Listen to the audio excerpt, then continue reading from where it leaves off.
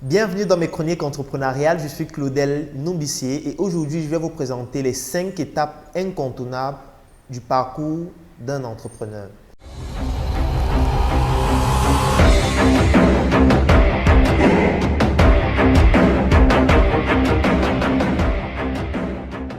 La 4e étape incontournable du parcours de tout entrepreneur, c'est la recherche du financement.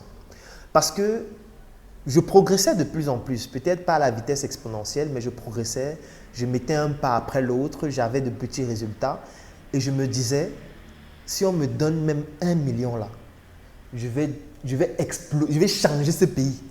Si on me donne 1 million et changer le pays.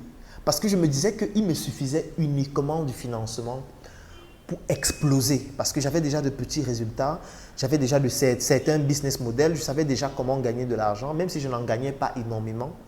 Et je me disais, il suffisait juste que je puisse avoir le levier financement pour pouvoir exploser. Et presque tous les entrepreneurs se sont déjà retrouvés à cette étape une fois. À l'étape où ils se disent que si j'ai l'argent, c'est fini. Si on me donne l'argent, je suis sûr que je vais exploser. Et j'ai donc commencé à chercher cet argent. J'ai commencé à faire des tontines, j'ai commencé à chercher des personnes qui pouvaient me prêter de l'argent.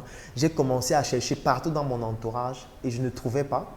Mes parents, surtout ma mère qui a essayé de m'aider avec 300 000 francs pour me dire « Bon, si ça peut t'aider à acheter ton matériel », mais ça ne me suffisait pas. J'avais vraiment besoin d'une somme importante afin de pouvoir démarrer dans mes projets. Et je ne trouvais pas les personnes qui me faisaient confiance pour me confier ces sommes-là. Et j'ai donc décidé de me poser la question, mais est-ce qu'il n'y a pas d'autres moyens qui pourraient me permettre d'accéder au financement qui à ce moment donné pour moi était le Saint Graal? Parce que je me disais, si je réussis à avoir ça, ce n'est pas les histoires qu'on raconte ici au Cameroun. Là. Si je prends l'argent là, je change le pays, dis donc. Laissez les histoires là. Et c'est donc comme ça que je commence à me former sur comment est-ce que je peux faire pour lever des fonds. Et les fonds, on en a levé tellement, on a eu tellement d'argent de personnes qui ont intégré nos projets. Et c'est quand j'ai pu avoir ces sommes importantes d'argent que j'ai compris que, en fait, ce n'est pas la dernière étape. Parce que c'est quand tu as de l'argent que tu comprends que ce n'est pas seulement l'argent qu'il faut.